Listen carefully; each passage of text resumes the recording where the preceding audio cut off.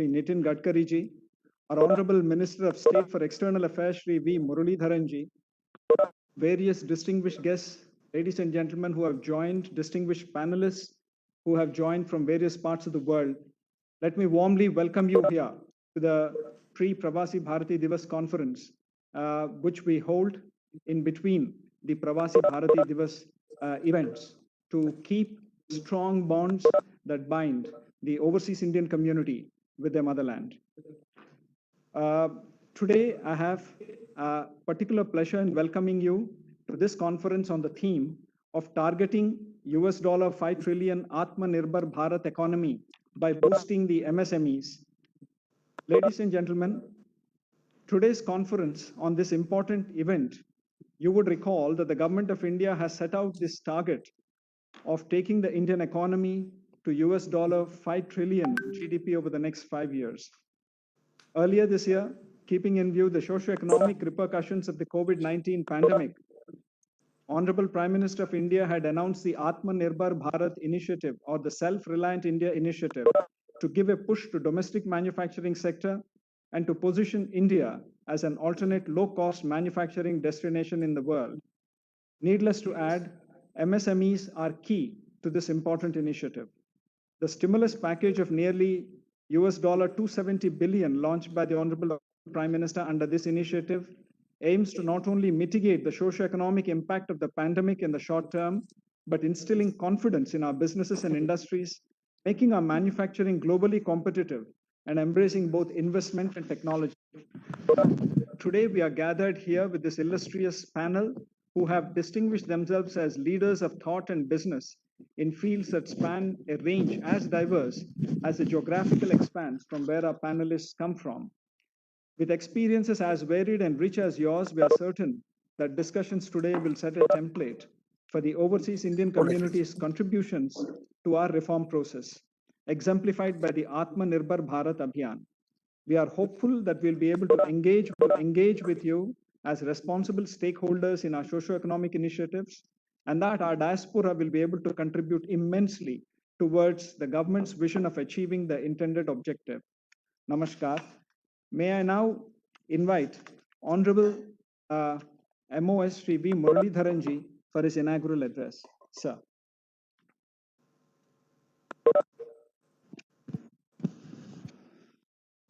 Honorable Minister for Micro, Small and Medium Enterprises and Road Transport and Highways, Shri Nitin Gadkari ji, distinguished guests, ladies and gentlemen, Namaskaram. It's indeed a great pleasure to welcome you all to this pre-Pravasi Bharatiya Divas conference, organized in a lead-up to Pravasi Bharatiya Divas 2021. At the outset, I must express my heartfelt gratitude to Honorable Minister for MSME, Shri Nitin Gadkari ji, for gracing this event. Sir, it's our honor and privilege to have you for today's program. Ladies and gentlemen, the Pravasi Bharatiya Divas is organized once in every 2 years with an objective of strengthening the engagement of the overseas Indian community with the Government of India and reconnect them with their roots. The 16th PBD convention is scheduled to be held in January 2021 on the theme Contributing to Atmanirbhar Bharat. In order to make this engagement more meaningful, sustained and productive, in 2015, the format of the event was revised. This allowed for holding of smaller PBD conferences in the intervening period between the larger PBD conventions. The objective of these PBD conferences is to have a sustained and issue-based dialogue with our diaspora over issues of national importance. Over the years, these conferences have helped us establish strong connections with the overseas Indians and has provided them with the pathways which allow them to contribute effectively to the task of nation building. We are here today to deliberate on the larger objective identified by the Government of India, that is achieving a $5 trillion US dollar economy by 2024 under the framework of Atmanirbhar Bharat or Self-Reliant India. This conference, which brings together prominent diaspora business leaders and CEOs of MSME companies across sectors, will allow us to discuss the current and future opportunities in the MSME sector to give a boost to the Indian economy. This becomes especially important in the face of the ongoing COVID-19 pandemic and the degree of uncertainty it has introduced in our socio-economic landscape. Ladies and gentlemen, at the very early stage of the COVID-19 pandemic, Honorable Prime Minister of India, Shri Narendra Modi ji, gave a clarion call for self-reliant India or Atmanirbhar Bharat, which emphasized on a comprehensive civilizational self-renewal. The Atmanirbhar Bharat initiative is aimed at not only mitigating the economic impact of the pandemic, but instilling confidence in our businesses and industries, making our domestic manufacturers globally competitive, integrating our domestic agriculture and small farmers with global food supply chains, and opening the markets to increased incoming investment and technologies. The idea of self-reliance or Atmanirbharta does not mean seeking self-centered arrangements or turning the country inwards. What it aims to achieve is ensuring India's positioning as the nerve center of the global supply chains. Through building self-sufficiency, we intend to contribute towards mitigating disruptions in global supply chains by enhancing availability of products where we have the capacity and build capacities where we have the potential to do so. Ladies and gentlemen, the Government of India is distinctly aware that to achieve our intended degree of self-reliance, we will have to strengthen our MSMEs, which form the backbone of Indian economy. To promote investments in the MSME sector, the Government of India has brought about several groundbreaking policy changes, about which we will hear from our Honorable Minister Shri Nitin Gadkari ji. However, I would like to highlight one recent initiative of the Government of India in this regard. To enhance and strengthen the domestic manufacturing ecosystem, the Government of India has announced a production-linked incentive scheme to boost domestic manufacturing capabilities in 10 key sectors of the Indian economy.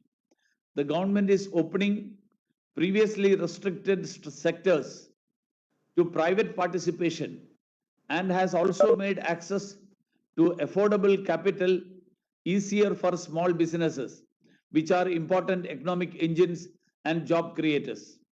The Government of India is also committed to easing the doing of business ecosystem in India. The government is working on a mission mode on the next phase of ease of doing business reforms relating to easy registration of property, fast disposal of commercial disputes, and simpler tax regime for making India one of the easiest places to do business. Sustained measures taken by the Government of India have resulted in steadily improving India's position in World Bank's Doing Business report from 142 in 2014 to 63 in 2019.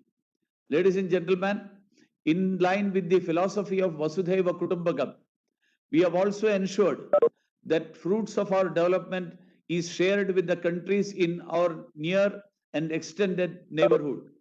To this end, our development partnership initiatives have been strengthened and significantly expanded in recent years. Development assistance in the form of lines of credit is extended by the Government of India to developing countries around the world under the India Development and Economic Assistance Scheme. More than 300 LOCs worth 30.66 billion US dollars have been extended to 64 countries in various sectors of socio-economic development. The projects under the LOCs cover critical infrastructure sectors such as transport connectivity through railways, roads and ports, power generation and distribution, agriculture and irrigation, manufacturing industries, healthcare, education and capacity building. Since LOC projects are to be executed by Indian companies with certain mandatory Indian content, they also contribute towards boosting exports of Indian goods and services, providing crucial market access to hitherto untapped markets and regions. MSMEs are primed to take up the opportunities that these LOC projects provide and help to successfully showcase India's expertise in project planning, design and execution, and assist the Indian industry in projecting itself as a viable and technologically sound partner of developing countries in diverse sectors. In this way, LOCs have helped to promote Make in India initiatives and have also helped to promote new sectors of Indian industry. Further, they can help our MSMEs thrive and in the process lead India towards the $5 trillion Atmanirbhar Bharat economy. Ladies and gentlemen, the COVID-19 pandemic has emerged as an unprecedented threat to the economic foundations of the nations across the globe. It has exposed vulnerabilities in the global supply chains. It has made countries reassess their vulnerabilities, especially in the healthcare infrastructure, availability and affordability of life-saving medicines, as well as in the critical healthcare products. India stands ready to collaborate with the world in addressing these vulnerabilities. Even during the pandemic, India worked to boost the pharmaceutical production, especially of hydroxychloroquine and paracetamol, to respond to growing global demands. We supplied medicines to 150 countries. Our medical teams were deployed to neighboring countries who were in distress. Because of our proactive assistance to the countries in need, India has come to be seen as the pharmacy of the world. Further, as the largest vaccine producing country in the world, our Honorable Prime Minister has assured the global community that India's vaccine production and delivery capacity will be used to help all humanity in fighting this crisis. I believe that this will also open up opportunities for our MSMEs, especially for those engaged in the healthcare sector. Ladies and gentlemen, we welcome foreign investment into India. We have one of the most liberal FDI regimes in the world. There have been a 13% increase in the FDI inflows into India in the last 5 months. One estimate suggests that India attracted more than 22 billion US dollars FDI during the pandemic, and most of these investments came in through automatic route. I must again emphasize here that we will be happy to work with the potential investors from across the world, including through our National Investment Facilitation Agency, that's the Invest India, which has recently won UNCTAD's prestigious United Nations Investment Promotion Award for the year 2020. The Ministry of External Affairs has been working to promote India's image as a safe and reliable destination where all investment-related requirements can be facilitated for the manufacturing units planned to shift their base to India. Our missions and posts abroad are in the forefront of this effort. They will be happy to work with you in facilitating trade and investment flows with India. Further, efforts are also on to identify newer lines of goods and services, as well as new destinations where India's exports can be enhanced. Ladies and gentlemen, the Indian manufacturing sector has been opened up to investments in the form of finance and technology, given the rebound in domestic demand and the promise it holds. the manufacturing sector of India is expected to fetch high returns in the future. To this end, we look forward to engaging more meaningfully with our diaspora on the issue area, seek their recommendations and suggestions for providing a further boost to our initiatives, as well as invite them to actively participate in the Indian economy as responsible stakeholders. It's my hope that the discussions today will help us forge a sustainable framework for meaningful engagement with tangible outcomes. Thank you one all. Thank you, sir, for that address. I now have the pleasure to invite our co-chair today, Shri Nitin Gadkari ji, Honorable Minister of Micro, Small and Medium Enterprises and Minister for Road Transport and Highways. We look forward to hearing you, sir. Welcome. My ministerial colleague, Sri V. Muralidharan ji, officers from the Government of India, estimated panelists, and overseas Indian community, very good evening to all of you. I am really delighted because I know the participation and contribution of particularly the Apravasi Bharatiya Indians, particularly in the development of our country. Pravasi Bharatiya Divas, I remember, this is really one of the historical event. We always remember, and this is really give a good indication of Indian culture. And at the same time, the people from abroad of Indian origin, they coming to India, and that was really a great pleasure for all of us. First of all, I am giving my all best wishes to all of you. Regarding making the Indian economy of $5 trillion, this is the mission of Honorable Prime Minister that to 2024, we want to make Indian economy $5 trillion. And that is India is the fastest growing economy in the world. India has got the trained engineering, young talented manpower number already available in the country. As far as the development of industry is concerned, the four important sectors are very important: water, power, transport, and communication. As far as power is concerned, we are surplus now. We are making a lot of green power. Actually, we are working on solar power, and huge projects have already taken by government and the private sector for making green power in India. We are power surplus. Water is available. There is no problem as far as water is concerned. The third important thing is communication. The communication point of view also, India is now doing excellent thing, particularly now we are going for 5G, and our all network is already established to the regional up to district level, not only up to district level, but it is going up to the village level and it's available. The fourth is transport, that is infrastructure, where I am also in charge for that. Whenever you meet with any Indian from any state, just ask him about the road sector. Our road sector is moving very fast.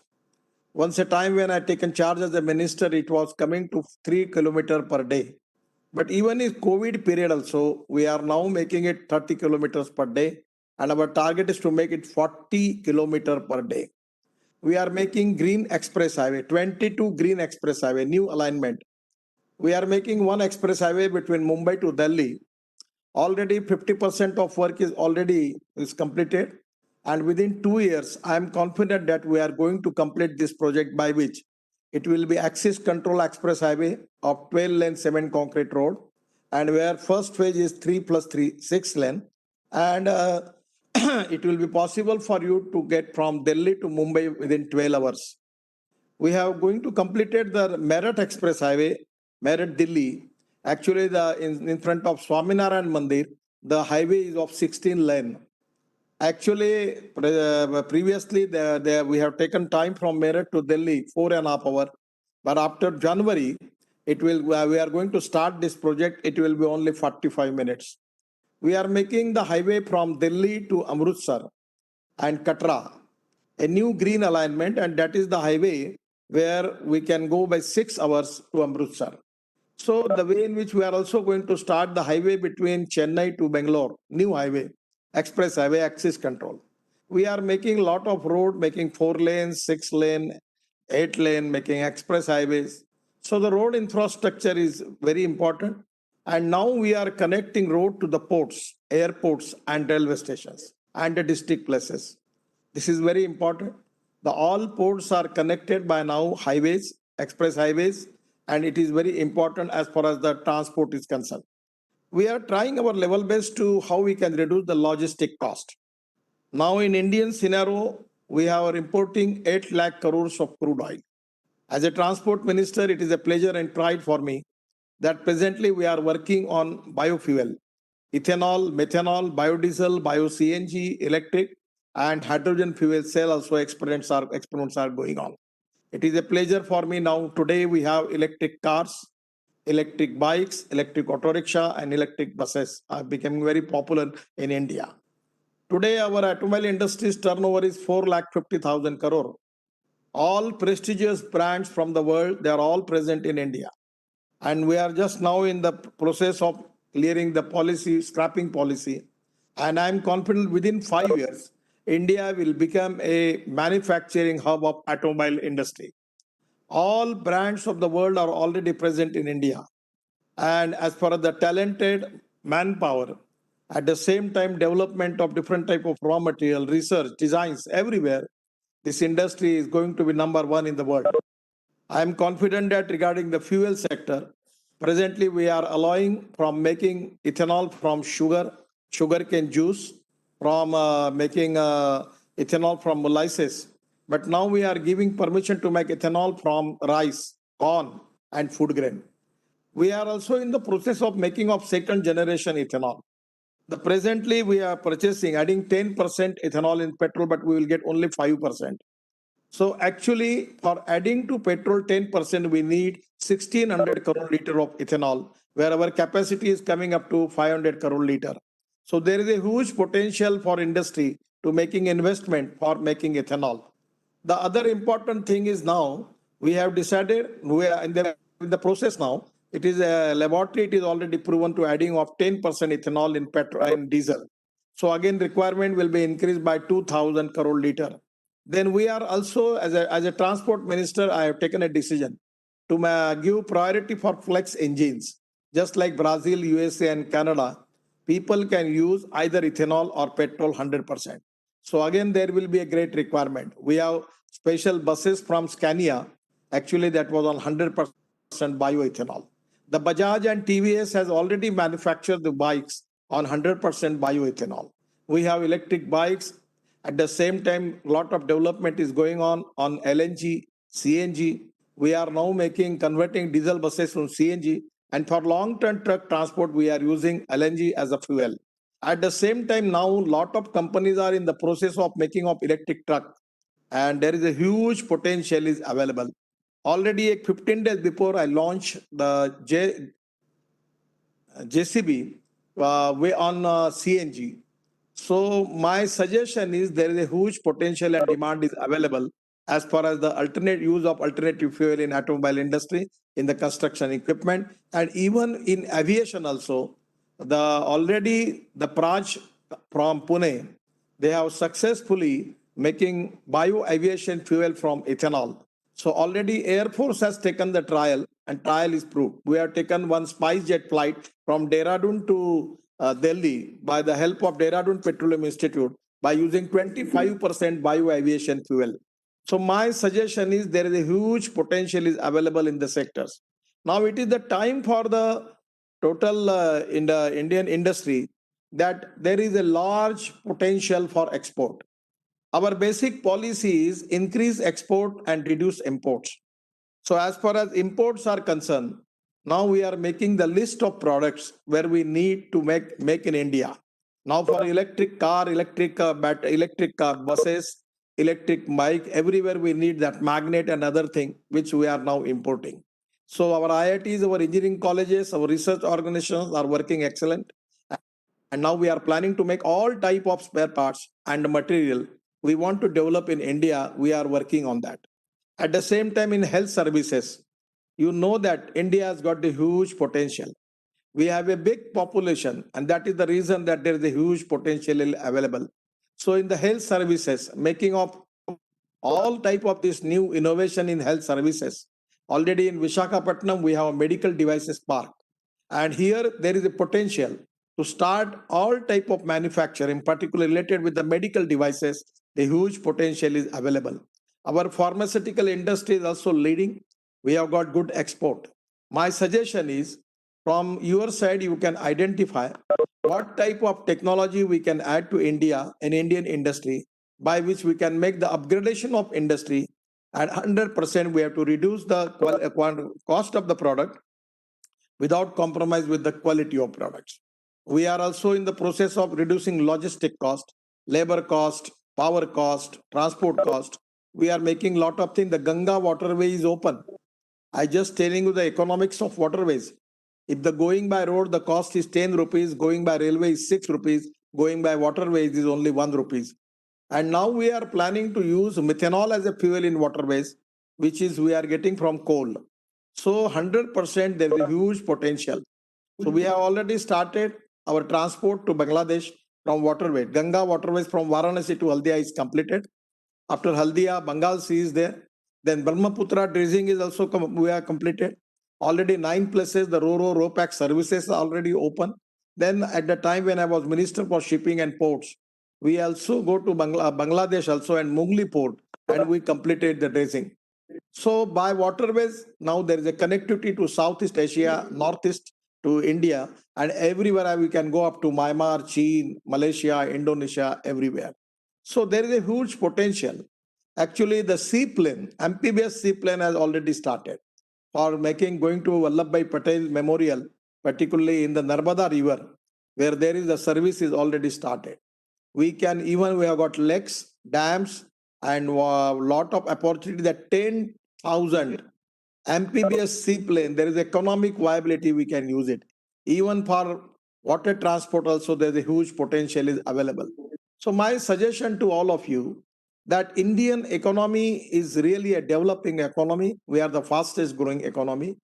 The innovation, entrepreneurship, science, technology, research, skilled and successful practices. We name it as a knowledge and conversion of knowledge into wealth is the future for the country. 100% I know that. The Indian people, particularly who are in USA, UK, everywhere in the global, anywhere in the world, they have got tremendous knowledge as a power. So by that knowledge, we can upgrade the technology. The manufacturing sector is very important. Presently, on our GDP, there is 14 to 16% contribution from agriculture and allied industry. Then 22 to 24% contribution from manufacturing sector and 52 to 54% from the service sector. Now, MSME contributes 30% of GDP that MSME contributes. 48% of the export of the country is from MSME. And up till now, we have created 11 crore jobs. Our village industry's turnover is 80,000 crore. Now, my idea and our vision for Atmanirbhar Bharat, where we want to fulfill the dream of our Prime Minister Modi ji, we need to make the village industry turnover up to 5 lakh crore. So actually in the agriculture, rural, tribal and 115 aspirant district where GDP contribution is very, very negligible. So our priority is to develop handloom, handicrafts, honey, the Madhubani painting. Lot of what the history and Indian culture about it, about what are type of different type of handloom and handicrafts is available. So now just 3 days before I was in the conference of CIA, and they make an agreement with the Amazon. The Amazon is exporting MSME material of 70,000 crore from India to the world. So there is a huge potential. By upgradation of the technology, by innovation, by research, everywhere there is a potential. Now presently we are all facing the problem because of COVID-19. And here we need positivity and self-confidence. But at the same time, our economy, there is the impact of COVID-19. We need liquidity, investment. And you know that the investment in MSME is very attractive. Now we have already given a good package to MSME. 3 lakh crores of special loan we are giving to MSME. But fund of fund is one of the important project where we are giving 15% equity to successful MSME, those who have good record of GST, income tax, and bank turnover, and where we will add 15% to them as a equity, and they will go for the capital market and raise the fund. I request you that Indian MSMEs are doing excellent jobs. So whatever the MSME, we are making rating of MSME, and after that we will give them this fund of fund. That is our equity from the government, and by which they will enter into the capital market to get the capital. My request to all of you, please invest in good MSMEs. Those who are doing excellent job, you will get good returns. I know what are the returns you are getting in your country. As compared with that, to invest in MSME, there are good returns are available, because in Indian scenario, our interest cost is very high. I know that regarding rupees dollar fluctuation, this is one of the problems. But to invest in India is very beneficial. Now we need to increase the liquidity in the market. We want to create more employment potential. We want to increase growth rate. And 100% we are now developing the infrastructure, where Prime Minister is giving us a target of making of infrastructure of 111 lakh crore infrastructure we are developing in the country. So my suggestion is, India is a destiny for good investment. You can take your technology to India. You can make joint ventures. You can make investment in Indian industry, in the manufacturing sector, either it is automobile sector, anywhere as your choice. There is a huge potential. And I feel that the people like you who can contribute to Indian economy by investment, by taking your technology to India, making joint ventures, and even you can start your projects in India. We are transparent, time-bound, result-oriented, and corruption-free. As a minister, I will promise you, if you have any problem, please come to me. We will resolve your problem. We are taking a lot of preventive measures, that how we can make our system transparent, time-bound, result-oriented, and at the same time corruption-free. So this is a golden opportunity and win-win situation for both the sides. I will request all of you that this is an appropriate time for you to invest in India. I don't need to elaborate, but you know that the whole world is not very much interested to deal with China. So the second alternative available is India. Availability of huge raw material, availability of talented young manpower, engineering manpower, availability of water, transport, communication, and power. Already it is there. So in this situation, it is a win-win situation for everybody. We can make all type of products here. There is a huge potential in different fields. And now I will try to make a book where which are the atoms we are importing, and where is exactly the potential for the technology and for innovation, for the new investment, where we can increase our export. I feel that you are the best judge for that. I really giving my thanks to our foreign ministry, and particularly Muralidharanji and our minister Shankarji, that the way in which they are presenting our all proposals, programs to you, it is really a great thing for the mission of Atmanirbhar Bharat. We need your cooperation. At the same time, I am confident it is a win-win for both. So this is really a great achievement for the Ministry of Foreign Affairs for organizing this type of Pravasi Bharat Divas, and by which giving you the platform for development and for taking investment and bringing technology in the country, and making helping the Indian exports, particularly handloom, handicrafts, honey. We are really trying where different type of models we are working. We have got now, I'm telling you, in Khadi, we are making Khadi denim. And Levi's is the company in USA, they are purchasing all our Khadi denim. We have just designed the chappal and shoes by using the silk. Good job. And my suggestion is Khadi is becoming very popular in India. Now all abroad, for the export point of view, there is a huge potential for Khadi also. So my request that in any field where you are interested, please, this is the appropriate time and golden opportunity for all investors to invest in India. You can bring your technology, you can make joint venture for upgradation of the technology, and even you can start your own industry in India. It's really a red carpet to all of you. Once again, I'm giving my all best wishes to all of you, and 100% from my ministry. We are ready to cooperate, and whatever the problem you have, please tell us. We are all with you, and with the help of all stakeholders, we will make Indian economy globally number one. Atmanirbhar Bharat is the mission of our Prime Minister. 2024 is the limit, and 100% I am confident that we will fulfill that. though presently we are facing some problem because of COVID-19. But I am confident that in due course of time, we will win over this COVID-19. We will win economic war. I remember always two songs, one of Atal Bihari Vajpayee. We remember always he's our inspiration and motivation. Atalji's song was Kadam se Kadam Milakar Chalna Hoga. The second, I remember Koshish Karne Walo Ki Kabhi Haar Nahi Hoti. And the third important song is Hum Honge Kamyab. That 100% we are going to fulfill the dream of our Prime Minister. I feel that this is a golden opportunity for all of you, and 100% we will again go ahead, again arrange programs, again we can make some different type of technology associations where we will formulate the combinations, and by which even we can make joint ventures. We will call the conferences. We will support all type of initiative for all this mission. And again, we are expecting a good cooperation from you. I am giving my all best wishes to all of you. Thank you very much. Namaskar. So thank you very much, sir, for your illuminating address. You have raised very important aspects, not only on the MSME sector, but even in the case of road transport. Some of these will be very useful as the important panel members today discuss the issues for which they have joined us today. Sir, at the outset, may I now kickstart the discussions from our panel members? And I take the opportunity to invite Mr. Anil Agarwal, Executive Chairman of Vedanta Resources, to talk. Though the focus is on MSME, we thought we should have some representatives of large industries, because MSMEs can only succeed when large industries take the interest to include MSMEs as part of the overall ecosystem.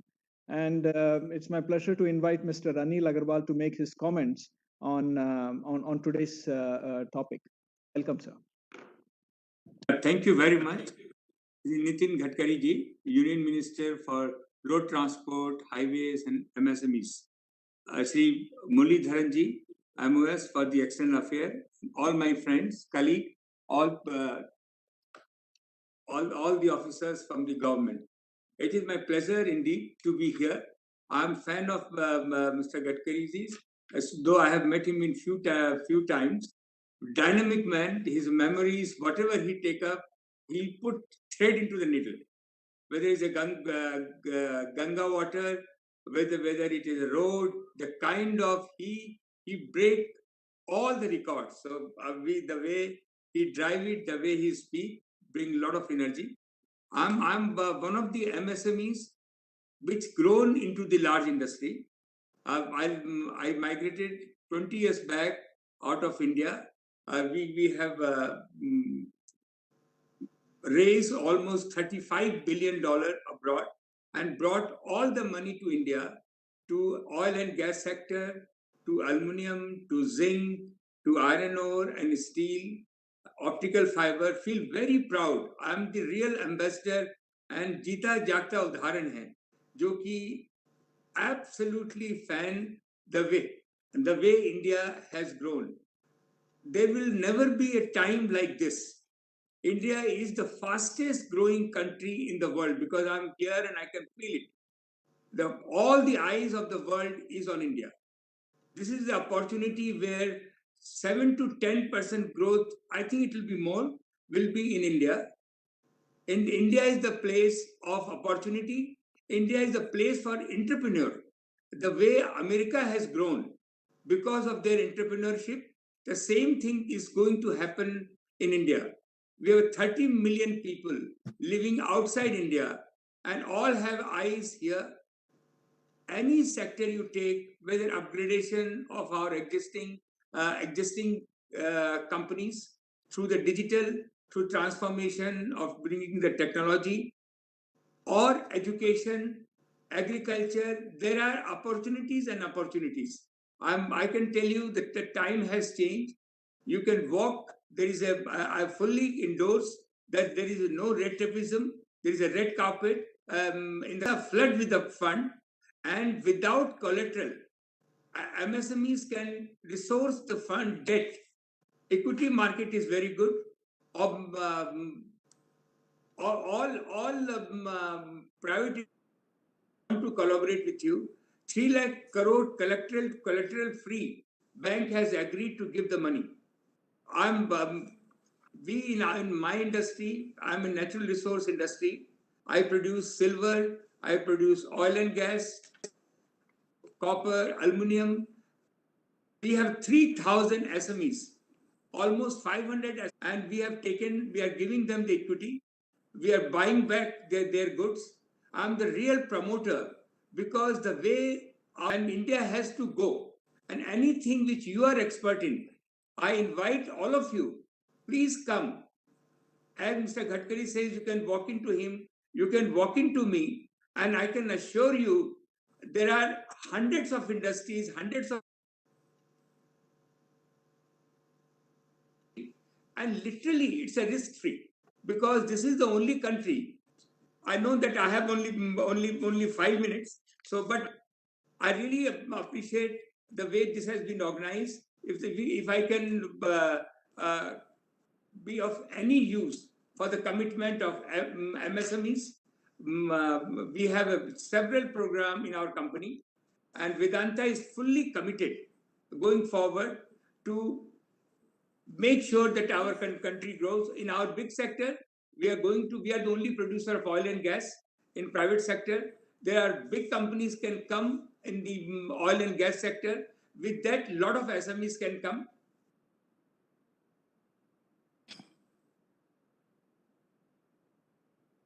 To import of natural resource.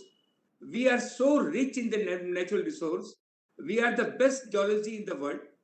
It is very important with a junior mining company, medium-sized mining company, come and explore. Government is coming out with a phenomenal reformation where you can have the junior licensing for the exploration. So we have a Vedanta Spark program which we are developing. So I have to stop here. I can see the 5 minutes is over. So Mr. Gadkari, thank you very much for coming here. And we are really fan of you. And the way you have said, you have encouraged entire MSMEs. I had a lot of things to say, but everything you have said. So beautifully articulated. And with your lecture, I can tell you, a lot of people will inspire and people will come and invest in India. So thank you very much. Thank you, Mr. Agarwal, for those comments and for highlighting how big business has an important role to play in involving and building the ecosystem for MSMEs in India and indeed globally, and keeping in view that all major Western economies, MSMEs have made signal contributions not only to the GDP and jobs, but also to innovation, and how large companies like yours play an important role in fostering MSMEs that are part of their ecosystem. May I now request Professor Jagadish N. Seth, Professor of Business at Emory University and a Padma Bhushan awardee this year, to address the gathering and to talk about the importance of MSME sector, not only in the US, in other contexts, and how MSME can be a significant growth driver even during critical periods like the ongoing pandemic. I welcome Professor Seth.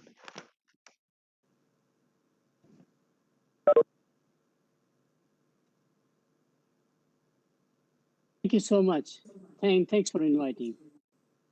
The SME sector in all industrialized countries is the backbone. True in America, but absolutely the country to watch is Germany, with the medium to small enterprise dominates the economy. Also true in Japan as suppliers to the big Zybustos.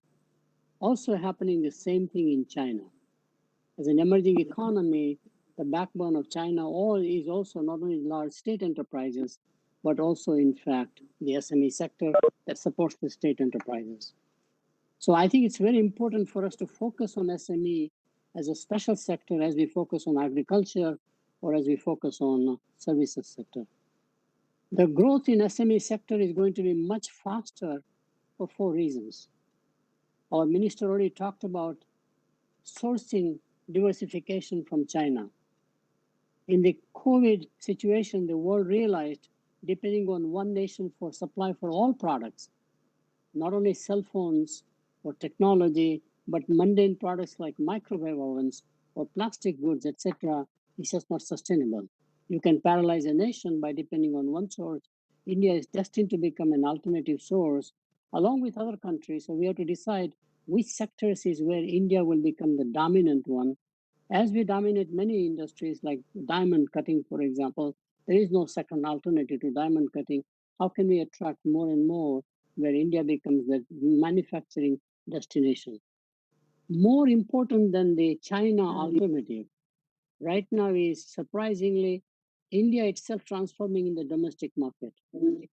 60% of all the consumption even today is unbranded products sold through unorganized sector.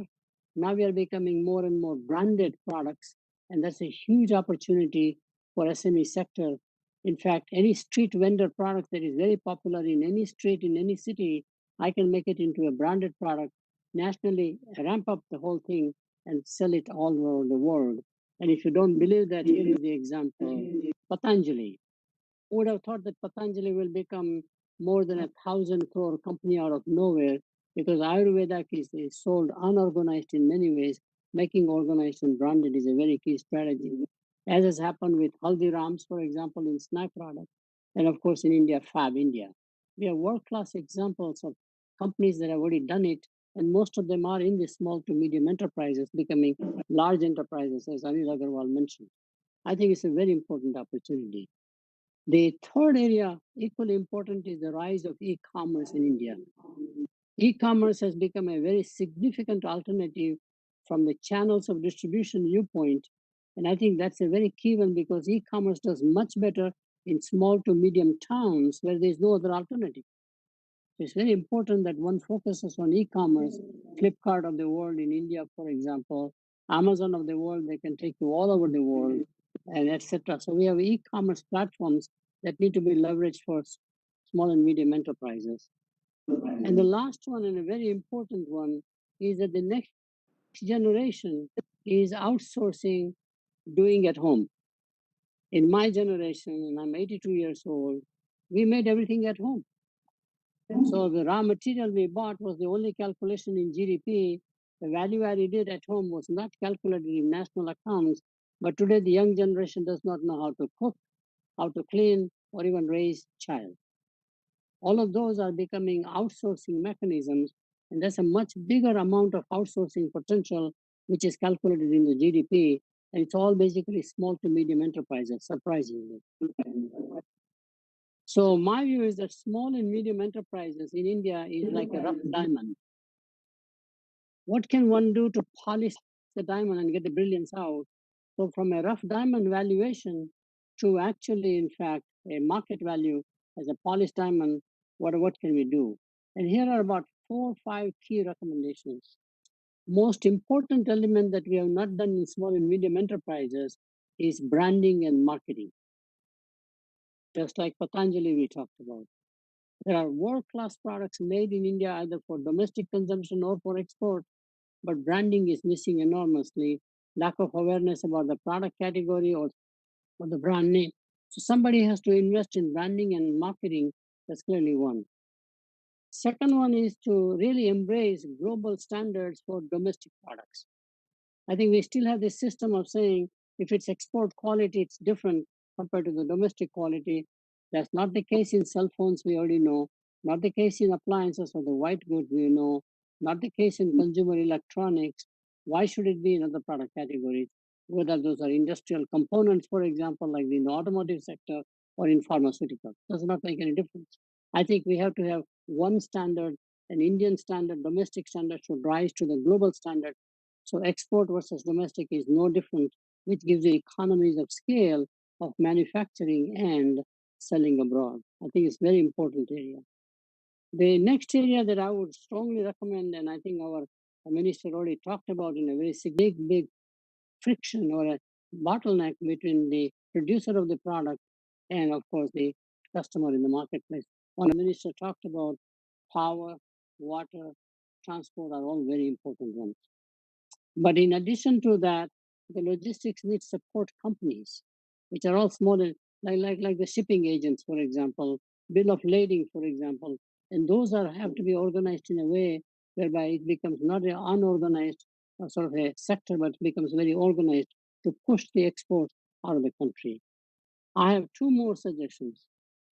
One is, of course, what again our minister talked about, attracting foreign small and medium enterprises, not the large enterprises, to invest in India, either as a sourcing destination or to cater to the Indian market. Both of them. India market is very, very valuable to the rest of the world in small and medium enterprises, which may not come from the traditional countries, or we have to target those sectors. Germany depends on small and medium enterprises. What can we do to attract them, for example? It's very different countries. Italy is all founded just on small and medium enterprises. So we need to figure out which countries' economies are small and medium enterprises and what industries they can expand into India would be very key. And then the last one, and I will stop here, we can go into the discussion.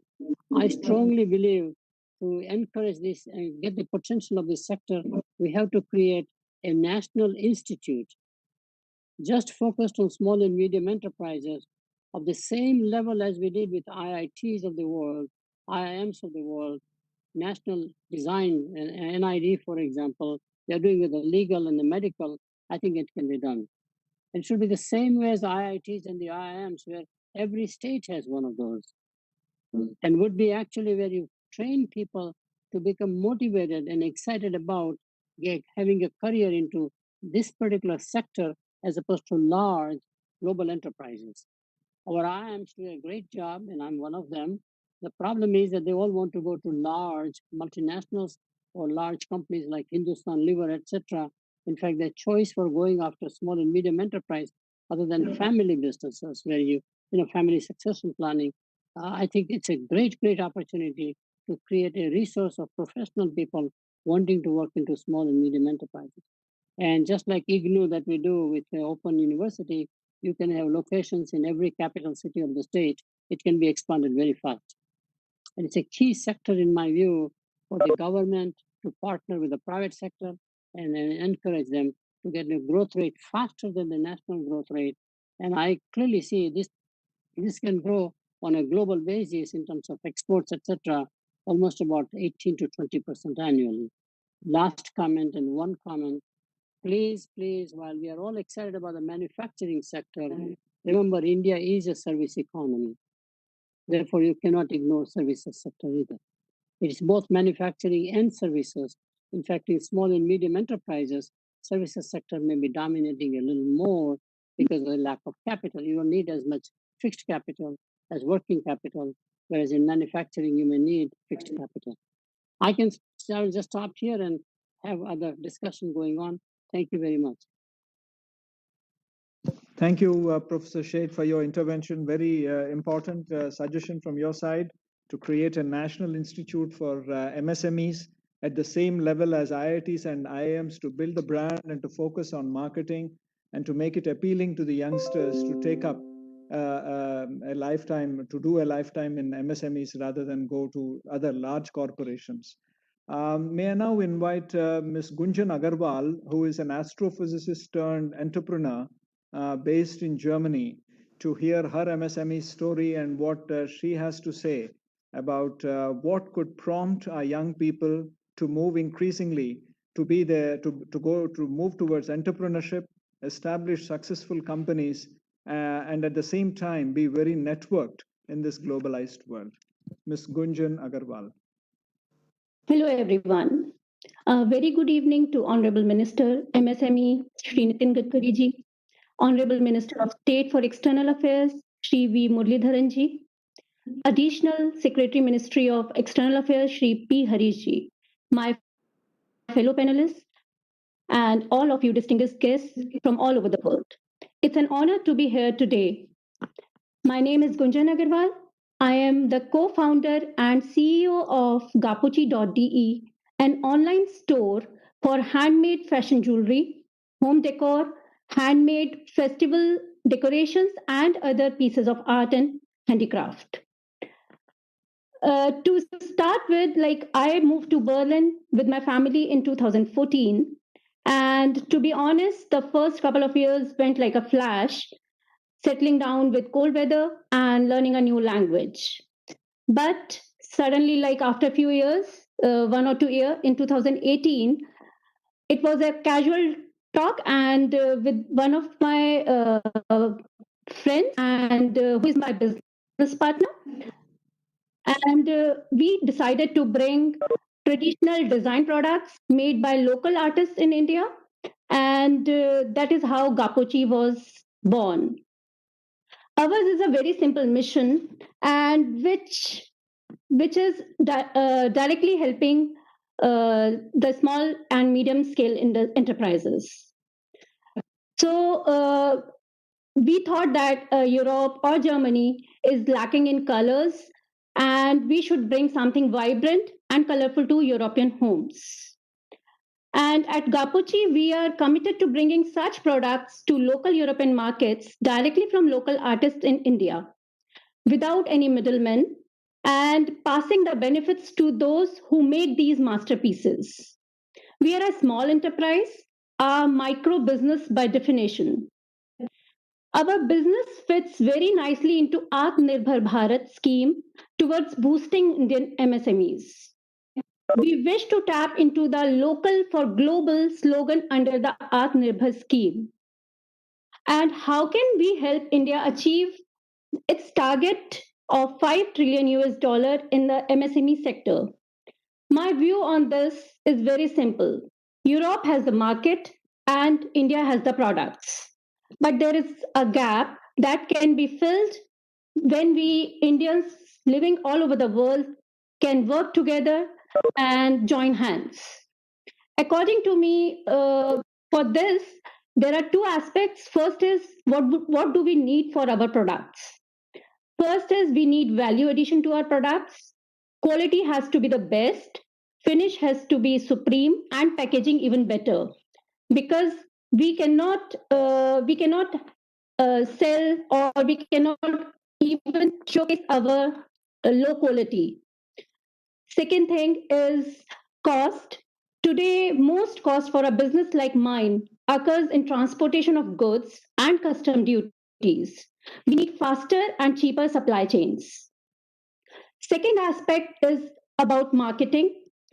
This is slightly a tricky one. Mostly small businesses have wafer thin margins with almost no marketing budgets. Mostly, we are like unable to run large marketing campaigns in the classical sense. And it's said that whatever is shown is sold. Is sold. For small businesses, the solution is peer-to-peer marketing through social media and word of mouth. So I am trying to do my marketing campaigns by social media marketing and word of mouth. Yeah. So in addition, there are numerous trade fairs and local fairs that are put up in Berlin, and we take gapochi.de to such events. Like there are social platforms like Indo-German film festivals held every year in Berlin. And since 2 years, when we have started, we are taking our company products and we are showcasing our products there. And we are getting an overwhelming response from the organic customers.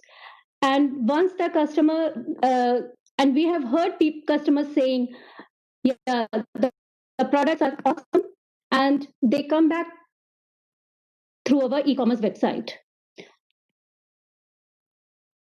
To conclude, I think there is every reason why products coming out of Indian MSMEs can make it big in Europe. We just need to take care of few things, and then sky's the limit. Thank you. Thank you, Gunjanji, for that, your personal experience and what you think would work for connecting Indian MSMEs with the European market in particular, and the focus that is needed on quality, standardization, and marketing. I now have the pleasure in inviting Mr. Injeti Srinivas, Chairman of the International Financial Services Centers Authority, based in the Gift City in Gujarat. Sir, I invite you to especially enlighten all of us about the gift city, about the IFSC, and how it can be an important destination for MSMEs worldwide to, especially in the finance sector, in the insurance sector, in the banking sector, to come to India, to Gift City, to be based there in the exchanges that you have, and how you are a unified regulator, and how they can be an important bridge for access to global capital and global best practices. I invite Mr. Injeti Srinivas.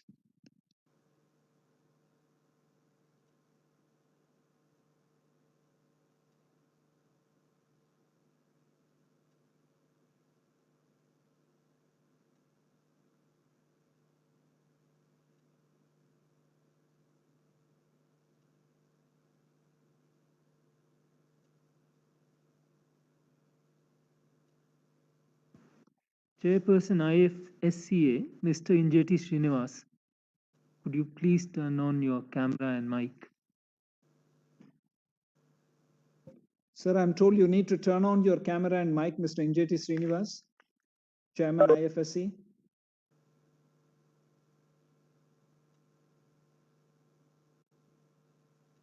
Okay, as there seems to be a technical issue. As we fix that, may I now take the opportunity to invite Mr. Jason Buhra of East End Foods. Again, he's an entrepreneur who has started small. He has established the East End Foods wholesale division. He has the experience of coming up as an MSME, growing in scale over the years. You have important life experiences to contribute to our panel discussion. We look forward to hearing your address, sir. Please. Mr. Vohra.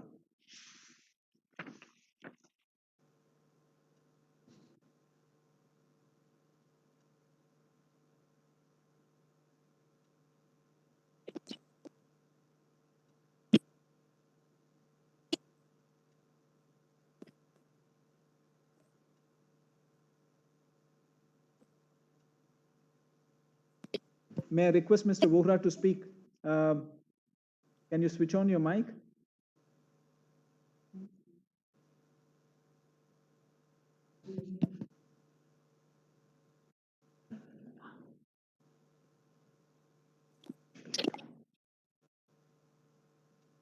Mr. Vohra, if you're getting our audio, can you please take on the floor?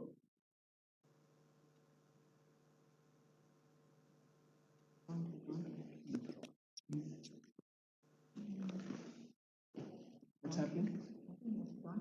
Mr. Vohra, are you getting our audio? He's not.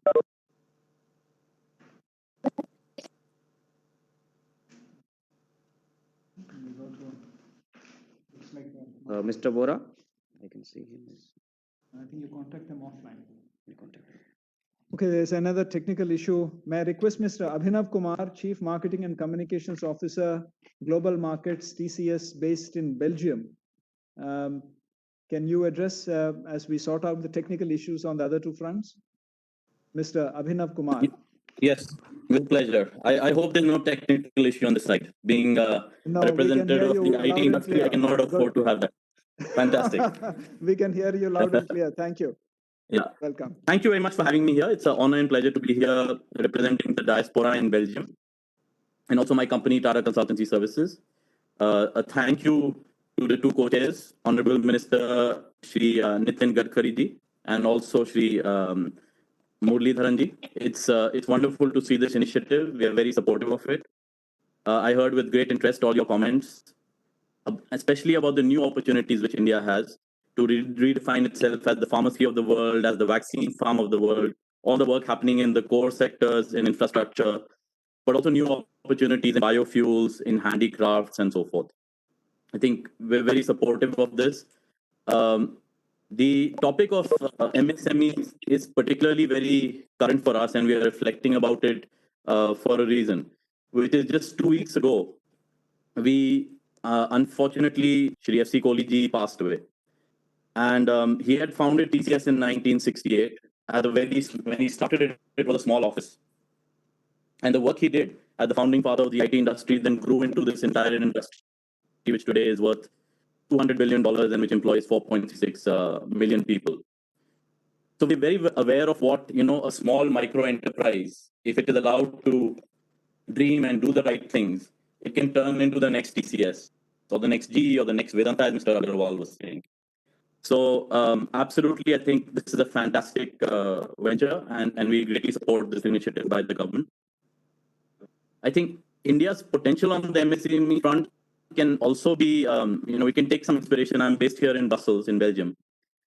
I think we can certainly take some inspiration from Europe. Professor Seth spoke about Germany in particular.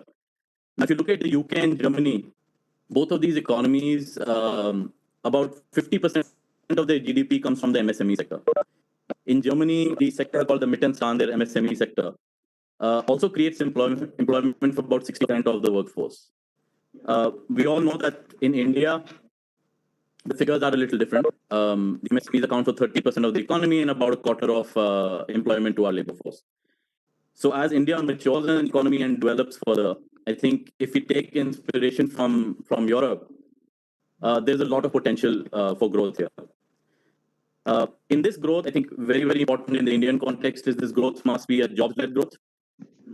It's important for us to create employment. And within it, if you'd allow me to make a point, I mean, there's a lot of discussion on this point recently in NASSCOM's SME event, which took place recently, on the fact that this needs to be inclusive growth as well. So one of the opportunities for MSMEs is to help also with the objective of getting more women into the workforce. In fact, if you do the numbers on it, if India is able to get parity between its male and female workforce, there's a potential 27% uplift to the Indian economy, which is about $3 trillion or so, in whatever time it takes us to achieve that. So I think that's an important point for us. I will outline, obviously, from my industry and giving a view from that. One of the biggest opportunities we see is on the digital front. The pandemic has in particularly accelerated digital transformation. We work with thousands of companies across the world, in the United States, in Latin America, in Europe, in Asia Pacific. And all of them, whether they're large enterprises or they're small enterprises, all of them are making deeper investments in their digital business model. The network issue at the other end. Are you able to hear me or? Okay, all right, I'll continue. There is some network disturbance. There's some network disturbance, but I'm told. Okay, but if you're able to hear me, I'll carry on. I can hear you with a little bit. Okay, perfect, excellent. Thank you. So I think this acceleration of the whole digital side of things, the digital business model is something which we are seeing, which is going to grow. Even if you take it in the context of Europe, the European Commission made an estimation that if Europe is to make the right investments in some of the new digital technologies, in artificial intelligence, in the Internet of Things, in cloud and in edge computing, it can, in the next 10 years, by 2030, create an economic surplus equivalent to 14% of its GDP, which is roughly the size of the economy of the UK, which it is losing to Brexit currently. Right? So we see this opportunity, but in this opportunity is also an opportunity for India, because if Europe and other places are to realize this economic surplus, the biggest stumbling block on this is access to skills. And today, on all of these latest digital technologies, India is firmly standing as the talent hub of the world. 75% of the world's talent hub on advanced digital technology today sits out of India. This is going to get more pressure in terms of demand. I think NASSCOM estimates that even in the next 5 years, the demand for people with skills on these technologies will outstrip supplies by a factor of 20. So I think we do need to think about this whole reskilling side of things as we go ahead, and that's important. On the European side, since I'm based out of Brussels, I can say there is an increased momentum and desire from the European institutions to engage with India. It's got a boost last year with the new strategy from the European Union to engage with India. And of course, the Europe-India Summit this July between the Honorable Prime Minister and Presidents Charles Michel and Presidents von der Leyen in Europe went off extremely well, charting a 5-year roadmap for the future. I think one of the opportunities which they put in there and they spoke about was potentially in the future having a digital investments summit whenever it is safe and possible to do so, perhaps next year. That's something we support. We've been talking with the Indian mission here, with Ambassador Jha and his team. And I think should this come to a conclusion and we do have this summit, it'll be very useful to have a strong role for the MSME sector within this. So I think in one last point I'll make is when we talk about what do MSMEs need to succeed, from our own experience and also from talking to many of these enterprises which we do, and the sectors which support them. I'm just trying to simplify it. What MSMEs need to succeed is another MSME. So MSME is spelled very differently. M stands for money, S stands for skills, the other M stands for marketing, and E stands for in support with exports. The money part, capital, is important to them. Minister Gadkari ji spoke about how they are being supported in this period of the pandemic, which is very important. And the access to capital is important. I know that Mr. Arun will be speaking soon from giving the view from Silicon Valley. I think one other thing which is important is not just capital, but access to value-added capital. So it's capital which also comes with advisory and expertise from the investor, which really helps mentors and makes the MSME expand. So the right investors and the quality of investors is important. Skills, I spoke about. I think we talked to MSME, the biggest challenge is acquiring and retaining world-class talent. And the whole skills revolution will also see a change with technology. The OECD estimates that in the next 10 years, about more than 1 billion jobs will get completely transformed by technology in how they are performed. So there is a need to, even for existing enterprises, to greatly reskill their workforce. So I think the skills part is extremely, extremely important. Marketing, Professor Seth spoke about it. I'm also a marketing person. I think the government of India, particularly over the last few years, has done a fantastic job in building brand India externally. The Make in India campaign helped sort of broaden India's brand from being seen as the IT hub of the world to actually as a manufacturing hub. I think there's so much potential with a lot of what you talked about on the pharmacy front, on healthcare, on renewables, to keep broadening and deepening that campaign. And that really helps the MSMEs. The last point is support with exports. I think MSMEs based in India, by nature of what they do, are good at tapping into the domestic market. But when they look to go out, and TCS did this many years ago. We set up our first office in London in 1975. And when they do so, I think so for large corporations, it's easy. Right, when we are looking to set up abroad, we have our investment offices, our public affairs offices, our sales offices, and they support it. For an MSME, their investment office is actually the Indian embassy in that country. So our missions worldwide with the MEA, they're doing a fine job on it, I think, on economic diplomacy. But as MSMEs both go stronger in the domestic market, but also go outside, I think this objective of the Indian embassies to be supportive of these MNCs is vital to their success as well. So we're very happy to be a part of these efforts and to work with these missions in doing so. And we do commend the MEA on all the excellent work that they are doing on this front already. Looking forward to further discussion with the panel. Thank you. Thank you, Mr. Abhinav Kumar. Very important points, keeping in view the importance of fostering an MSME sector in the services industry. What needs to be done? You have given a new definition for MSME with a focus on value-added money or capital, skills, marketing, and exports, and what we need to do to foster the MSME in the service sector.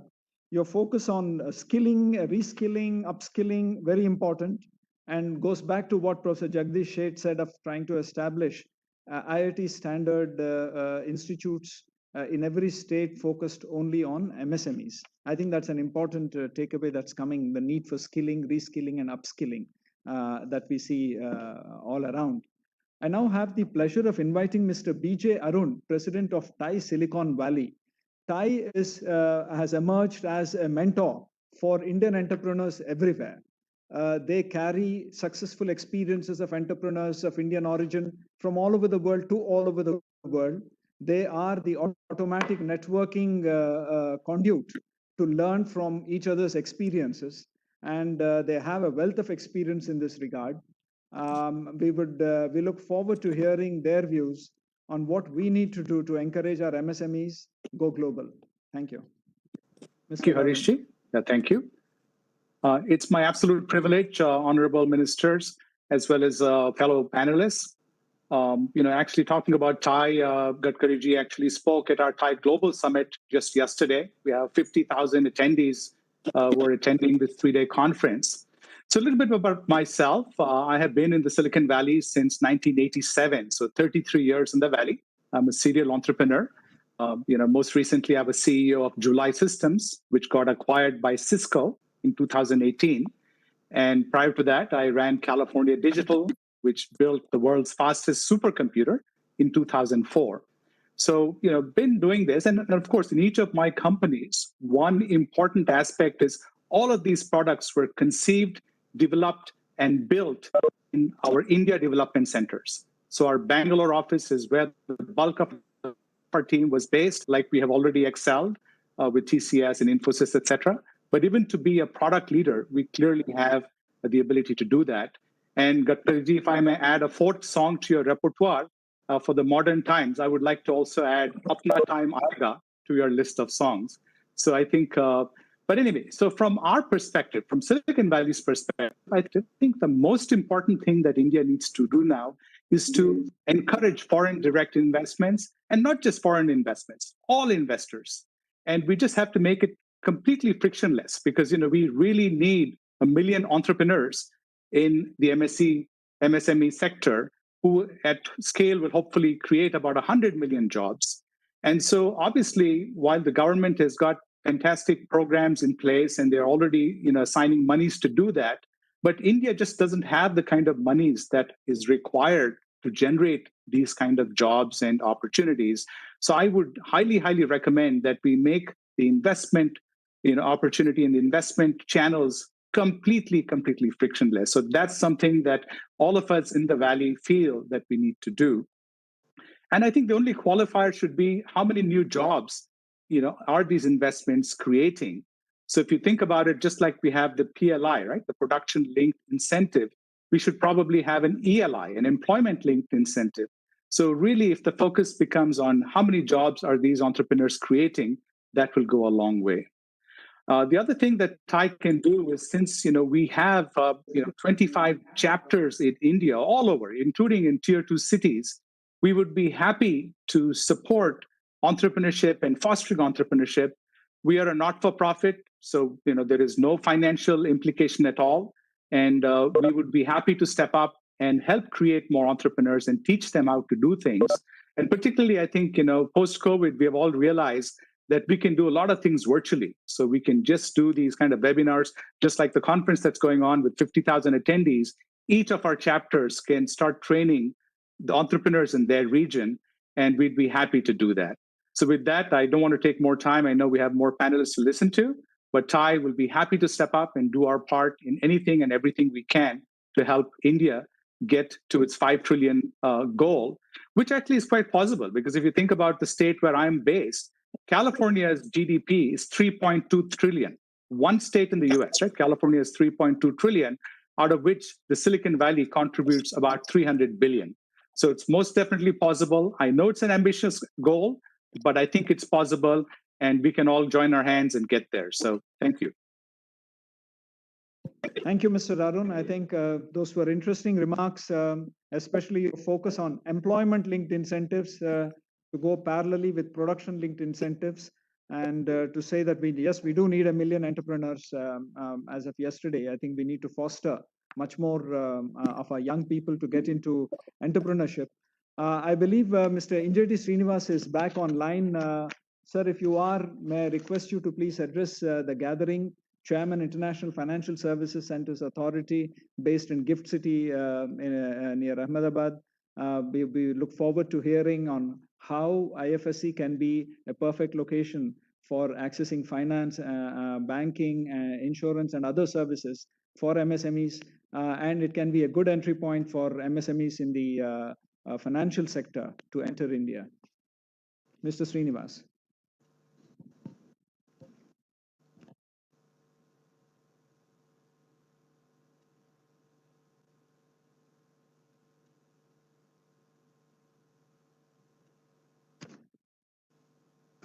Mr. Srinivas, could you please take on the floor? He's muted himself.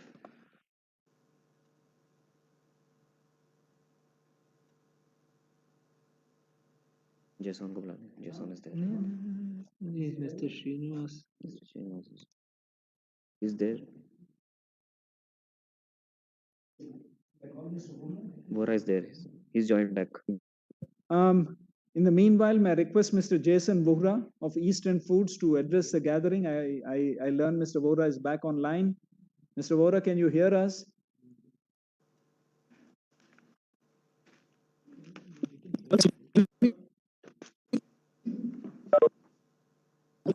He still has problem in his audio. Okay. Looks like we are sent from London. Since we still have the presence of the honorable ministers by our panelists, so far, sir, it will be an honor to hear your views and your guidance and advice on the matter. A good suggestion given by the panelists. I am very much thankful to them. One of the important profits are very high.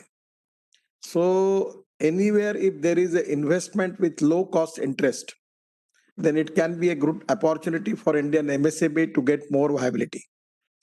The other important thing is what my request to all of you, because there is an expert people belong to different field. Is it possible for us to make a system where we can make, suppose for healthcare, what type of progress development in the whole world related with the healthcare and medical devices? On the basis of that, can you formulate any good suggestion and good policy by which we can make this medical devices park and other thing which can manufacture in India? So the one is health services, then medical devices, then the field of petroleum and oil industry, then biofuel, then electric vehicles, then handloom, handicrafts. There are different fields are there. My suggestion from all of you that whatever your field is there, you can get your experience and your expertise will help us that what type of policy you are expecting to change by government, which can be useful for getting more export from India. What type of obstacles you are facing by which if you can give us sector wise, then we can find out the solution. So this can be a good thing. I already have regarding the different thing. I have received really a good suggestion. I am listening all of you. I will give the example of Muhammad Yunus, particularly in Bangladesh. The way in which they started that and giving finance to self-help group, and by which they make them sustainably, economically sustainable. And now the total story of success story is very good. Now in Indian situation, we want to help exactly the poor people, because our problem is, our economic problem is maximum related with the 115 aspirant districts, agriculture, rural and tribal. So village industry is our priority. Now for taking the example of fruits, vegetable processing industries, there is a huge potential. We are working on organic farming, honey. So sector wise, if your experience in abroad and your successful experience on the basis of that, in the Indian context, whatever good suggestion you want to give, that where we can change the policy, we can adopt new policy for giving support to the MSME. So exactly the sector wise in detail, if any good suggestion given by the groups particularly, then it can be easy. Even in the IT sector, so my suggestion is, if it is to be given to us, there will be, we need cooperation, coordination and communication between the people from Indian origin, those who are doing excellent jobs in the global economy, their knowledge, their experience, where we can use it for getting advantage of that.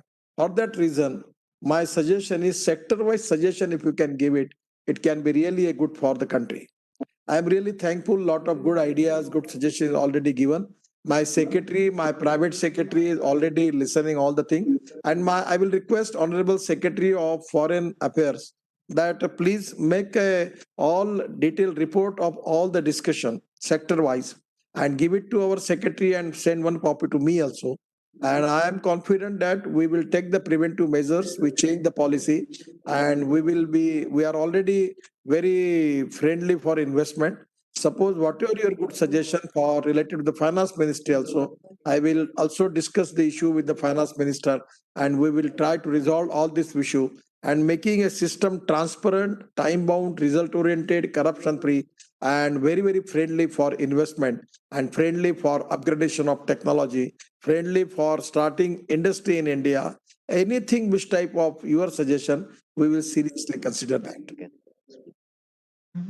Thank you, sir, for those comments. Under your leadership and guidance and our minister, all our embassies are focused on what the Prime Minister has tasked our missions to focus on, the 3 T's: trade, tourism, and technology. And as Mr. Arun from Thai Silicon Valley said, MSMEs cannot afford consultancy abroad for opening new companies.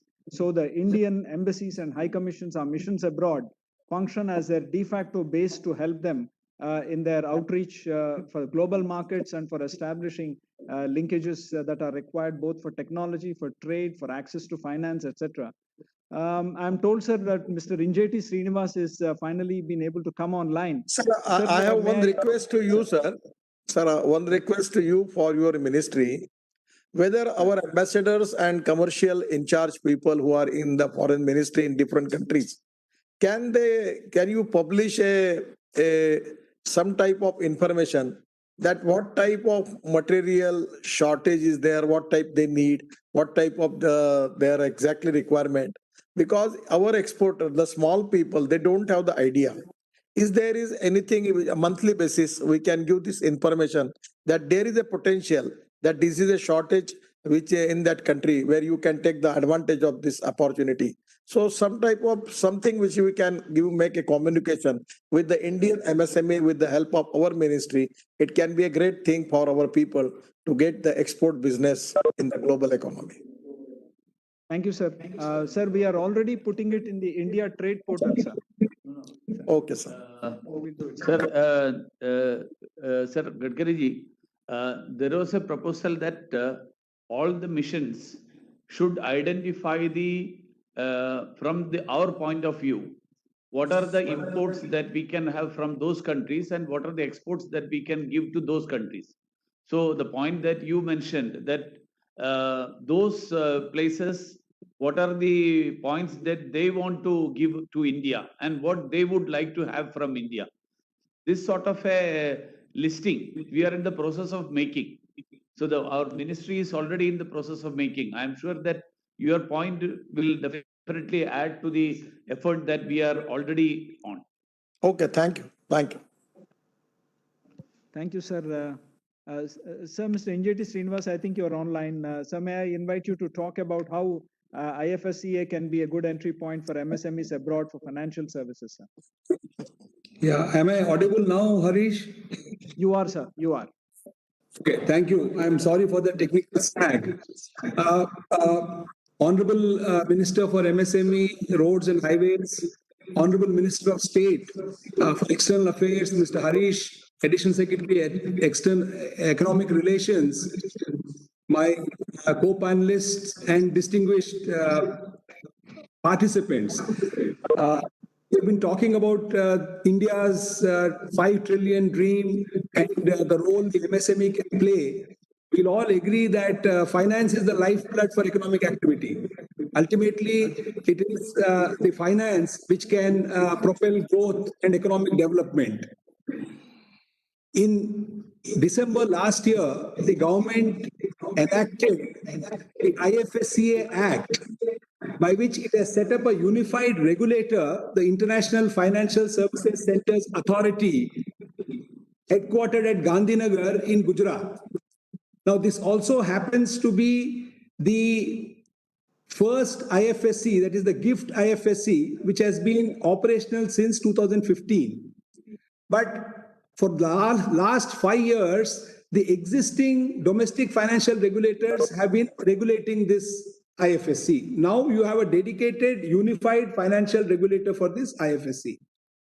We are very optimistic that we will be able to emerge as a leading global financial center and as a dominant gateway for global capital to flow into and out of India. How do we intermediate this? This is our main objective. And the USP of our financial center is that unlike, say, Mauritius or even Singapore for that matter, we are backed by a huge domestic economy, the fifth largest domestic economy. We are also having the advantage of the 30 million Indian diaspora, which has a combined net worth of 3 trillion. So these are two very important advantages which we can leverage, though we are a late financial sector in the country with a very good regulatory capacity and a sound legal system. And of course, our credentials as a vibrant democracy. All this enables us to leapfrog as a financial center, though we are a late starter.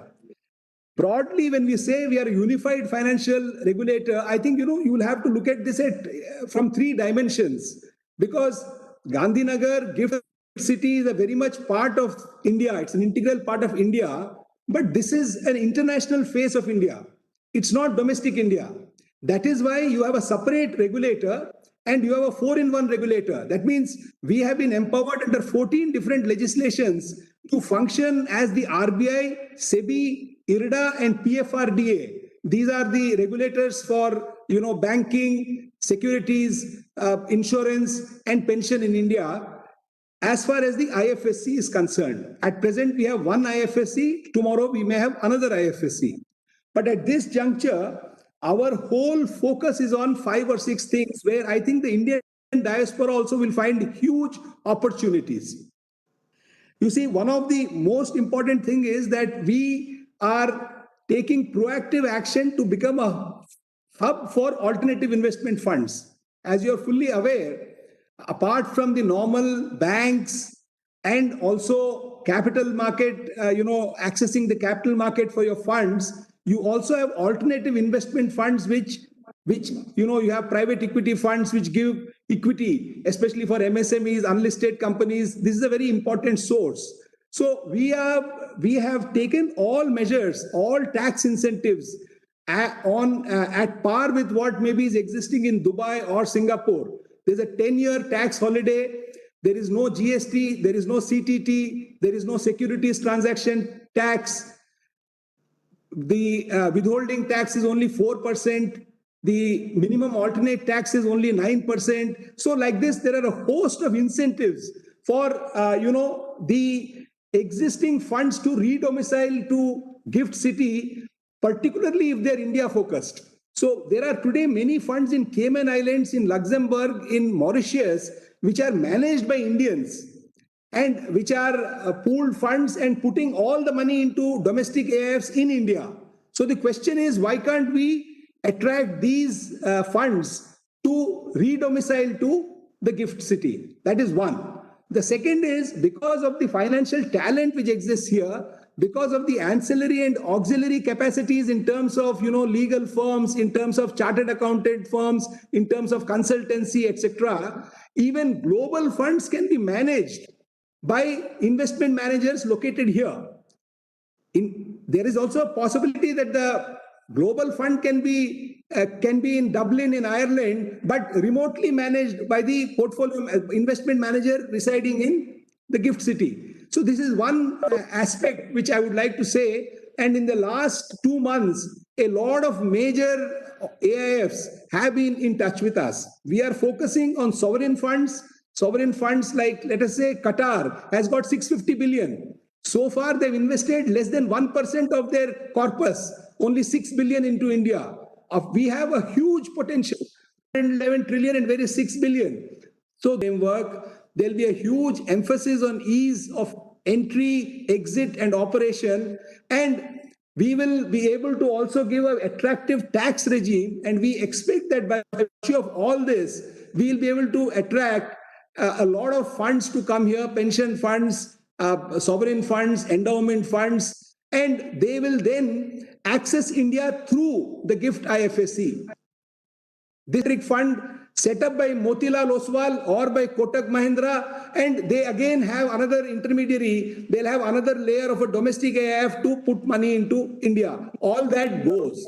So I think as a center which has the full backing of Government of India, the Prime Minister himself, when he has interacted with the global investors, has specifically, suggested to them that they can make use of this gateway into India. I think this is one area where we can do a lot. The second is that when we are talking about financial platforms, you see, MSME is unable to access external commercial borrowings that easily. Because today, for banks, when you are looking at external commercial borrowings, large corporates with treasury activities all over the world, they can access it easily. But if a small MSME chap wants, say, 5 crore, he can't access ECB that easily. What we have now done is what was not possible earlier, but possible now, since last 1 month, is that, say, a Standard Chartered Bank or a State Bank of India, which is having the branch in IFSC,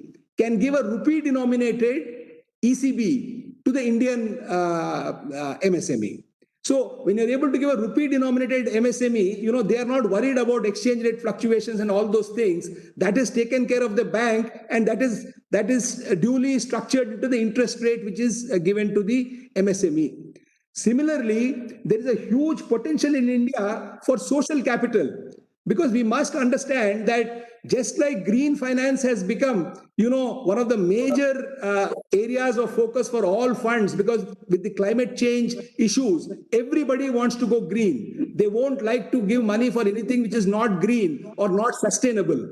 Again, here, our effort is to have a efficient platform where both green, social impact, MSME, we can intermediate all these types of funds. We have also, for the first time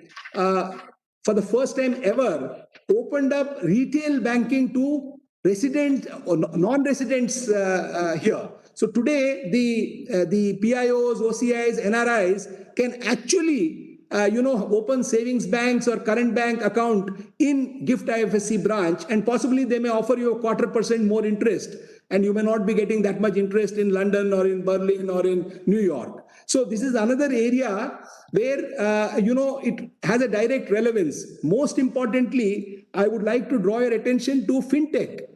You see, today in Singapore, there are about 1,000 fintech companies. 2 years back, there was no fintech company in Singapore. Out of these 1,000, not even 5% are from Singapore. A significant percentage is from India. That means if Indians are going to Singapore to set up a fintech company, there's something. That means there's a huge export potential. Our idea is to target those Indian innovators, those Indian startup entrepreneurs, bring them to Gift City, and their export or their requirements to raise capital can happen from the Gift IFSC. And I know there is a huge time constraint, so I'll not really be able to cover all the important aspects. I've just focused on 1 or 2 areas. One last area maybe I'll take up, because otherwise I have even aircraft leasing and other areas where a lot of potential is there. That is a global in-house center.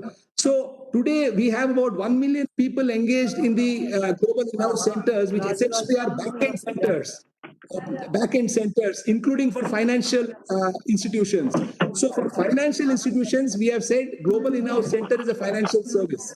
By this, we expect to create 30,000-40,000 jobs in Gift City of a lower end level in the coming 2 to 3 years maybe. Already Standard Chartered Bank, Bank of America, and many others have been in touch and seriously looking at creating jobs, 2,000, 5,000 or more in Gift IFSC. So I would say that Gift IFSC gives a huge opportunity for Indian finance specialists to come and open portfolio management services here, to do stock broking here, to do consultancy, to become investment advisors. All of them are outside because till now they did not have this sort of opportunity, because here there is no capital account convertibility. There are very few restrictions. Most of the legal and regulatory environment is akin to what exists in developed countries and our competing jurisdictions. So I think all this gives an enormous opportunity. Due to time constraint, you will have to excuse me. I will not be able to. Thank you, sir. I should not be going on and on. So with these few words, I thank Harish for giving me this opportunity. Thank you. Thank you, sir. We are happy we were able to finally get you for the presentation. And it's very important that as we look at MSMEs and the service sector, financial services play a very important role, and IFSC can be a useful interlocutor. I learned our last panelist, Mr. Jason Vora, is finally online. May I invite Mr. Vora of East End Foods, an entrepreneur himself, to share his experience and tell us what can be done to better improve the ability of Indian MSMEs to go global, to enhance their exports, and to navigate the process of going global. Thank you. Mr. Vora. Thank you, sir. Can everyone hear me now? Yes, we can. Can you hear me now? We can hear you. Yes, we can. Okay, thank you. Thank you so much, ministers. It is a very interesting conversation so far, and I'm very proud that the government of India have made such bold moves to achieve this target, which I think is entirely achievable in the next 3 years of $5 trillion.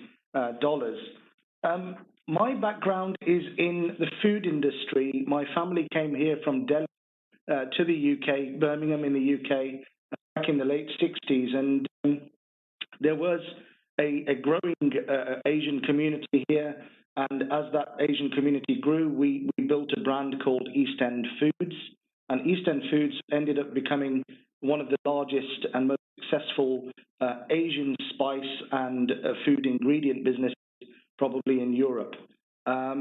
We sold that business as a family, and then I repurchased 3 company straight away back from the private equity people that sold it. Outside of my company, I currently chair the West Midlands India Partnership, which is an organisation which promotes the investment of UK businesses into India, predominantly SME businesses, and also the investment of Indian businesses into the UK, in particular West Midlands. So the discussions today have been very interesting for me to see that those opportunities can really come to fruition very quickly. Some observations I have. My observations are that in the UK, 4% of the population is the size of the Indian diaspora here in the UK. We deliver 9% of the UK GDP. So you can say that the Indian community in the UK, be it in food or business or automotive or medicine, we are delivering double our capacity in our numbers. Now, I think that comes from the fact that we are actually a very entrepreneurial race, and wherever you see Indians, we tend to be operating at very high levels and with great.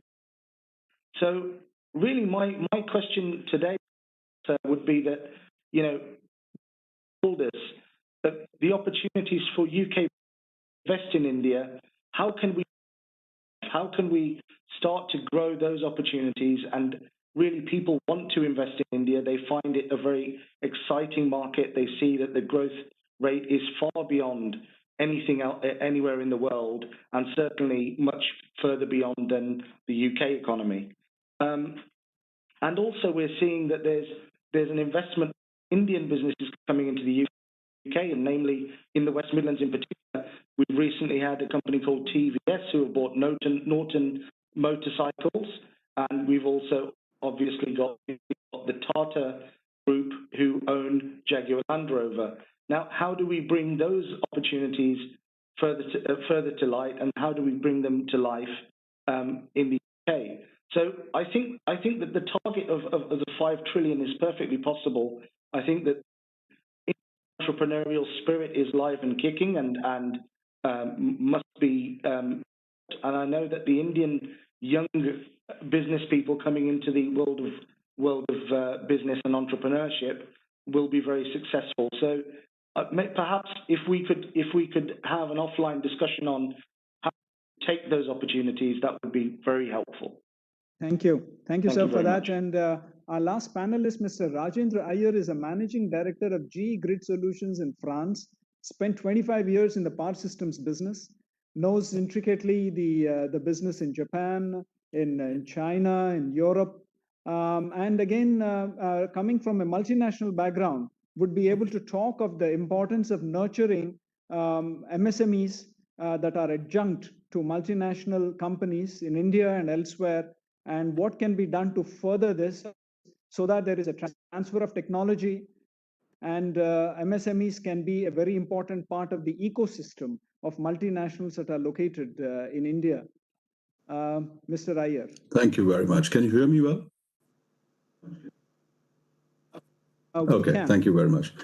So thanks once again for the opportunity, Honorable Minister Gadkari, Honorable Ministry of External Affairs, Mr. Muralidharan, Mr. Harish, Ambassador Ashraf from France. Thank you for this opportunity. So it's very enlightening to hear all the panelists and the ministers speaking about. It's very encouraging to see how India is doing today. I wanted to give a perspective from my own experience, right? So I've been out of India now for the last 24 years and had the chance to live in different places, which include Sweden, China, Japan, Switzerland, and now in France the last 3 years. And I wanted to give a perspective from a point that I've been on these locations at very peculiar junctures. Being in China at the time when China was just opening up to how that can be utilized in a way, not saying that China did everything right. Obviously, there are plenty of things that China did not do right. But I would like to see how we can, from what I can give as a perspective. For instance, if you look at infrastructure development, I talk about big infrastructure development and how that can impact to the economy as well as to the SMEs that we have as part of the ecosystem. So I represent GE as a CEO of one of the businesses which deals with transmission. And this is high technology oriented business, which is high voltage DC transmission, unlike the AC transmission. And what it does is basically to be able to bring power from point A to point B successfully over very large distances. It's like constructing energy highways. That's one of the applications. The other one is where you see in Europe what is happening today is interconnection between different regions, where you have France connected to Italy, Norway connected to Germany, and the likes of the UK connected to the mainland in Europe. So what was done in China during those times where they built a huge infrastructure of energy highways using HVDC technology was to really see that there was an intent to develop the West. The West was an underdeveloped economy, the western part of China. And when they developed this infrastructure, they insisted that the industries be developed along the western side to be able to sort of support the power generation, which was hydro, basically. So all the hydro generation was utilized to bring towards the coastal sides, the eastern coast, that is Shanghai, and down towards Guangzhou. So by doing this, the industries were attracted there. All the multinationals which had the technology, like the company that I represented at that time was ABB, Siemens was another one, GE was another one. So all these companies were required to work very closely with the local companies or local value providers. Over a period of time, they requested the companies to actually increase the value add in China, meaning not just being, let's say, the manufacturing or assembly hubs, but participating in designs, participating in technology development. And what India gains in this respect, India is a huge country by itself.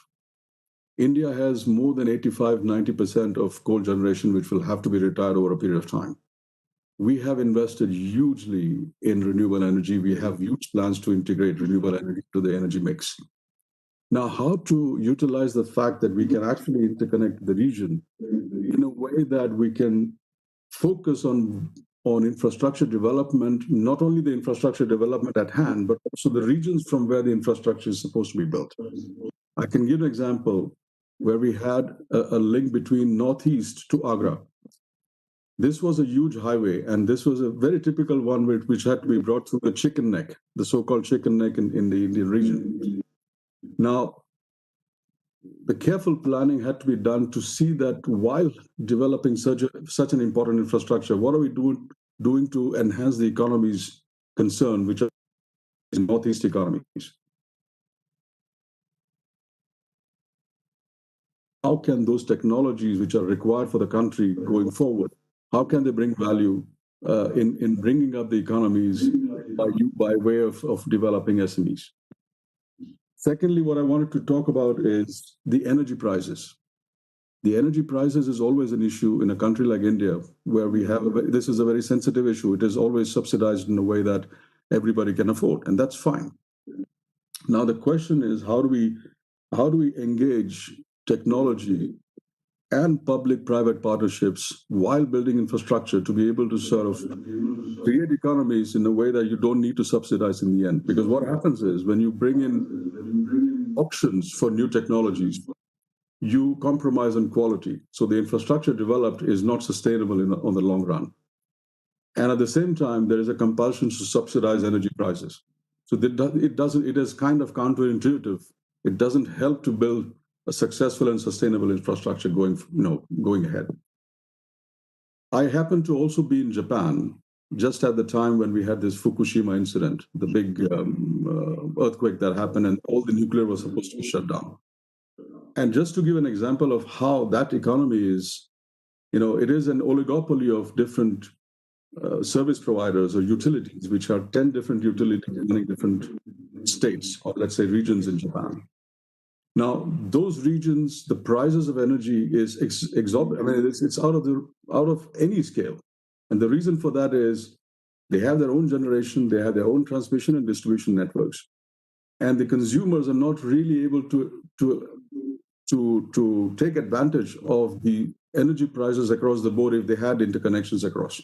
So one good thing that happened after the Fukushima earthquake was to establish a cross-border kind of energy highway concept by which, if you're able to invest in Hokkaido, which is the very north, which is very sparsely populated, but if you can utilize the potential of solar and wind in that, and bring power to Tokyo, and the consumer in Tokyo has the choice to buy the power out of Hokkaido or to buy out of Kyushu or buy locally, thereby also encouraging the use of energy spot markets.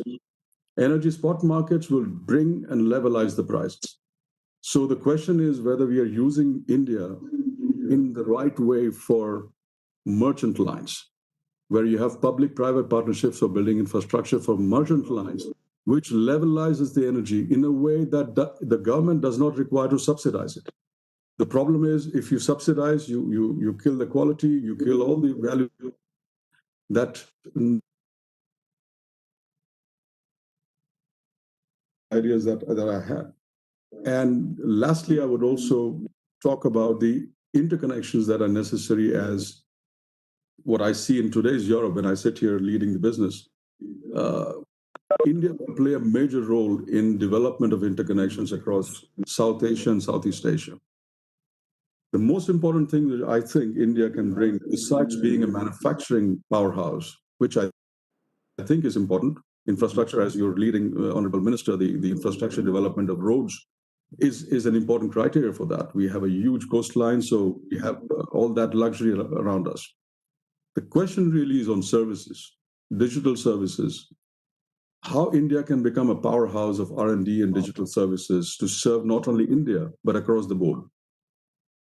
There has to be a way in which you need to encourage multinationals not only to come here to India and build. I'm saying this, it may be a conflict of interest for my own company, but as an Indian first, I would say that it is important for India to recognize the power that India brings as a brain power, to be able to get those skills consolidated, not only for India, but for global purposes, to make sure that we are able to do interconnections across the South Asian region, across Southeast Asian region.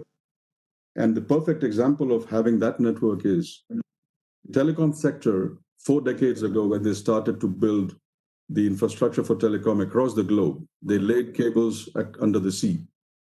That cost of infrastructure was very high. But today, when you see 4 decades later, that cost is already paid off. So in reality, if everybody wants to have telecom free so that we can talk across to each other free of cost, we can easily do it. I feel we have the same potential in energy. We can build infrastructure across to connect regions using renewable energy. India is the leading center for the brain power to be able to accomplish this. So I want to see that India really capitalizes on this strength, consolidates the strategy to bring technology to India, and then plays a major role in the economy. I think I'll stop here and we can open up for questions. Thank you. Thank you, Mr. Iyer. Thank you for those inputs, for the focus on digital services that you ended with, a very important aspect. I think we have reached almost the end of our time. Honorable Sir, Minister Gadkari ji, sir, if you'd like to give any concluding remarks to the group before we wind up, we would invite you, sir.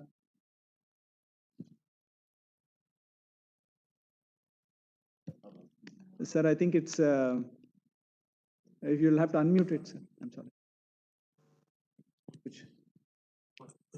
Sir, I am giving special thanks to you.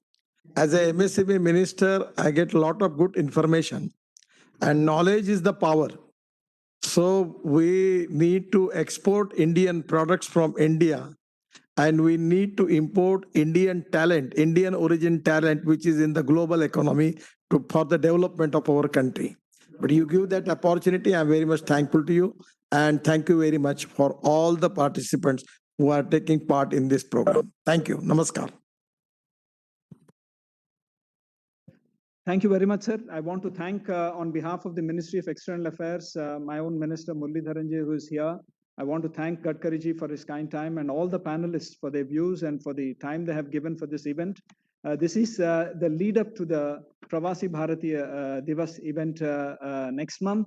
All these recommendations will be duly noted. We will circulate it to MSME Ministry and to the Honorable Minister's office. We will also act on it, and these will act as a feeder as we go to the Pravasi Bharatiya Divas event. From MEA, we are committed to helping our MSMEs. Our missions abroad are there to help them, to let them know business opportunities, and to help them as they look for markets, as they look for technology and capital. Thank you all once again. Namaskar.